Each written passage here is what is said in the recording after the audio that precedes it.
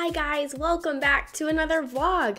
I hope you guys are doing fantastic. So I'm getting better, as you can hear by my voice.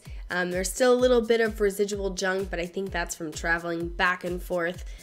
So I had originally had part of a vlog filmed on my camera when I was in San Francisco, and that footage has been erased. I have amazing luck.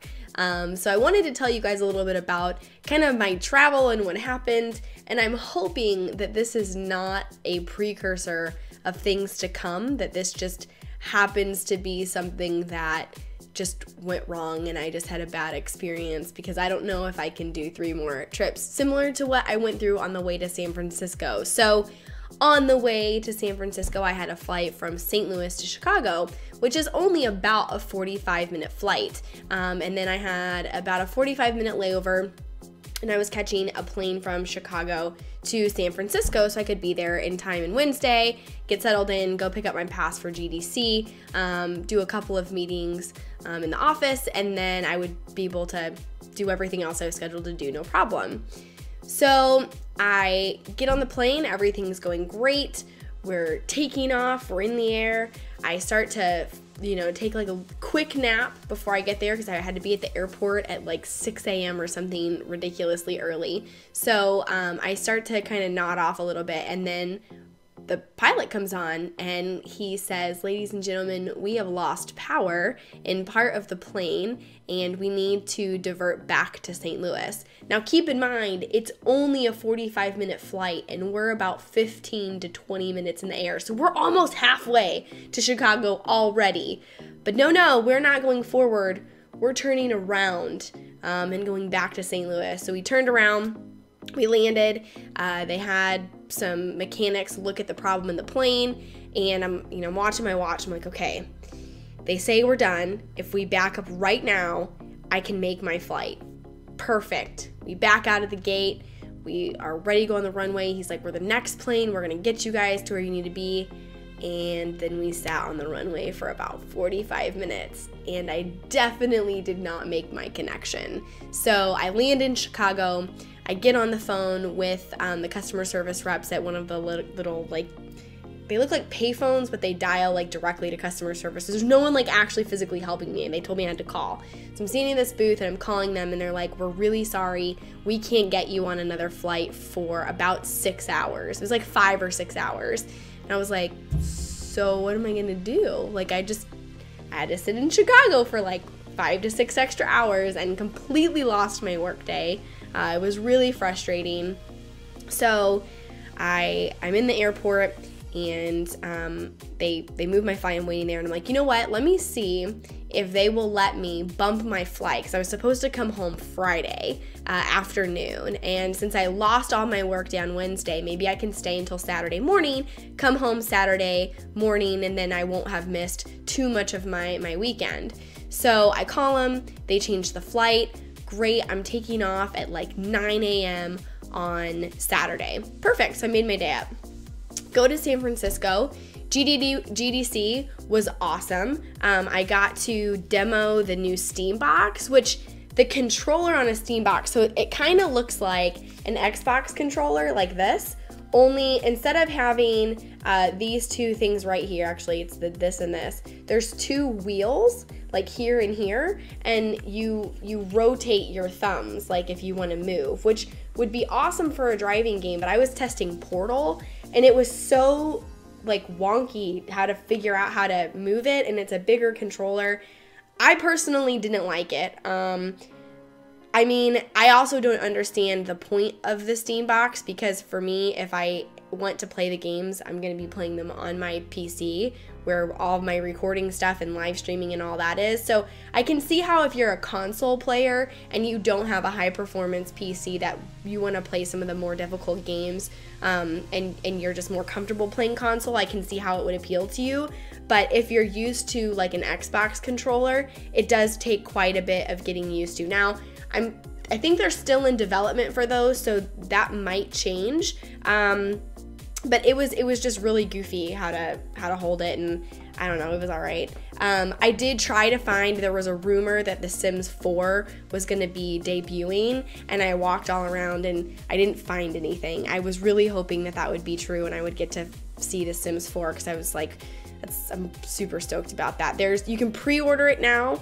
The Sims, if you guys haven't watched the channel before, was one of the very first games I ever played, and it was about 15 years ago when I started playing The Sims. I had the first one, and then I was like bugging my parents all the time every time a new expansion pack came out to get me the expansion so I could have like the new furniture and the new wallpaper and the new clothes or whatever it was, like the additions to that version. And I kind of followed the same thing all the way up through The Sims 2, and The Sims 3 I just started recently playing again. I had purchased it a while ago, but now playing it a little bit more kind of in preparation and getting hyped for The Sims 4.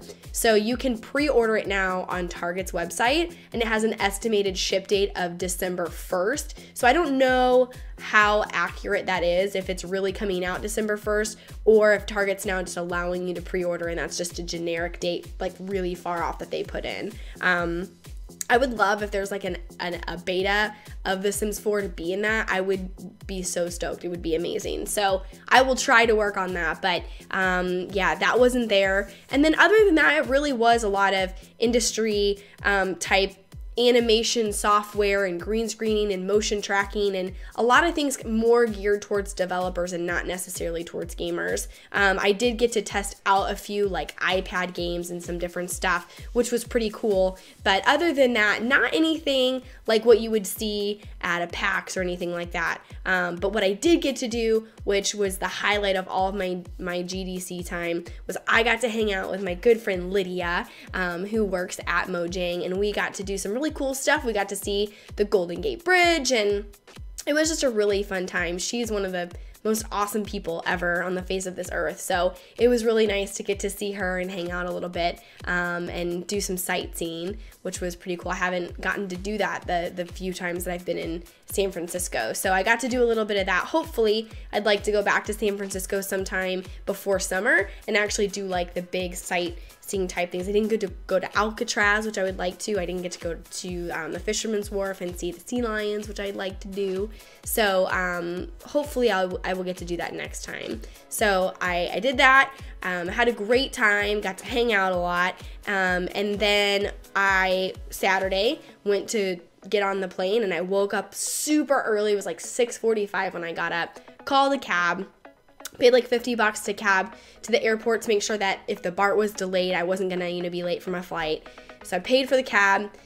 I get to the airport, get through security, which was kind of a nightmare, get to my gate, and they're like, your flight's delayed to 9:45, and it was like 8:30, and I was like, okay, now I've got a little bit of a layover in LA. My flight from LA was supposed to take off at noon, so I was gonna go San Francisco, LA to St. Louis. So I was like, well, it's gonna push it, but I should still be fine, because that's only like a 45-minute flight. So I get there, 9:15 rolls around, and they're like, the seal is broken on the door of the plane. We have to reseal it and glue it, and then it has to wait. So we're actually not going to be able to take off until noon to LA, which, as I just said, was when my flight from LA was already supposed to take off. So there's no way I was going to make that. So I called the airline, and I was like, are you freaking kidding me? This is happening to me again. And when am I gonna be able to get home? And the lady comes on and she's like, ma'am, I'm really sorry. The next flight that we can even get for you to get you towards home isn't until 8 p.m. So it's 9. The next flight is at 8:50, which is like 11 hours, almost 12 hours later. So that was kind of a bummer. So being trapped in San Francisco isn't the worst, because I do have friends there. So I had to leave the airport, hop on the BART, which is miserable in itself, take the BART like for a really long time until I got back to where I had been, and then hang out, and then I had to go back to the airport later. Got on that flight, which routed me through Phoenix, landed in Phoenix, had to rush from gate, then they changed the gate, rushed to another gate, got there, and then I flew home, and I landed in St. Louis at 5 a.m. So originally I was supposed to be home at 5 p.m. let's see, no, I was supposed to be home at 11 p.m. on Friday, and I landed at 5 a.m. on Sunday. Yeah, it was like the craziest set of delays I have ever experienced. And the airline tried to be kind of cool about it. Like, they came on and they gave us some mileage on our frequent flyer miles because of the plane, you know, losing power in the air. They said, like, please don't be scared to fly us anymore. Here's some mileage. And then I think I got like $150 total in vouchers, which just makes up for the cab and transportation fees of going back into the airport, and in no way, shape, or form makes up for the 11 hours I spent on Saturday and the 6 hours I spent on Wednesday being trapped in different cities other than where I actually was supposed to be. So it was a nightmare, to say the least. I thought long and hard, though, about how I was going to remember each of the cities. We talked about what cool, like, souvenir thing I was going to get from each city.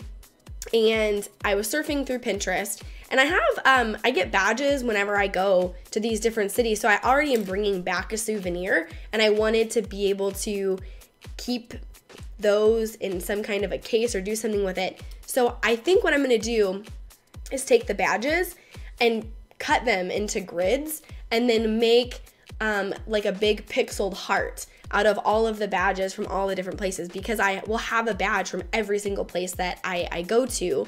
In addition to pins, I get pins for like some reason everywhere I go. So I also found on Pinterest a picture of someone had made kind of like a collage of all the pins, but they had made it into a Pac-Man, like doing that. So I think that those are the two things that I'm going to do, is put them in some really cool frames and start that. And then once I have that going, then I can show you guys the progress of those different things, and we'll add the badges onto that. So I'll start having collages of all the different postcards that you guys send, plus the badges of places I go to, and then the pins that different vendors or like I get through Loot Crate or anything else. So those are all be up there in a nice little collection in my new office. So that's what I've decided on. I thought long and hard about like Hello Kitties, and I found one that said like I Heart San Francisco, and then I was like, yeah, but I'm not gonna have room for like a collection of all these Hello Kitties, even with having a new office. So I think that's kind of the best way to incorporate everything, and it's something I'm already bringing back, but it's crafty and different and unique. So that's what I'm gonna go with, and I hope you guys like that idea. I think it's gonna turn out pretty cool. There's probably a lot of guys watching this like scratching their heads like, what is she on about? But you'll see it. When you see it, you will get my vision and you will understand how amazing it's going to be. So that was my San Francisco trip. It was insane. It was absolutely insane. The travel part of it absolutely wore me down. So now I am traveling and I will be in Atlanta for GDC. Hopefully my camera won't skits out on me and I'll be able to get some footage of some cool stuff that I'm going to be doing there. I'm going to be giving a lot of talks. When this video comes out, I will actually be doing those talks. So I can't wait to update you guys next week on how it went. And show you guys the footage of what all shenanigans I got into while I was there, because I think it's going to be pretty fun. It's going to be really fun. So thank you guys so much for watching. I hope that you enjoyed the recap of San Francisco. Nothing else really in my life is going on crazy right now because I was in San Francisco pretty much all last week since I last updated you guys. So again, thank you guys so much for watching. P.S. if you liked my shirt, Titanfall, it's from this month's Loot Crate. I didn't unbox it because it's Titanfall and I don't have any Titanfall type gaming stuff on my channel. But if you're into that kind of thing, keep in mind that they do that stuff. So I'll put the link to that down in the description. It came with like a wristband and this, and I have like a code to a collector's edition walkthrough guide. It's actually a pretty cool Loot Crate this month, just not really the jam, you know? It's not everyone's thing. But thank you guys so much for watching, and I will see you in game soon. Bye!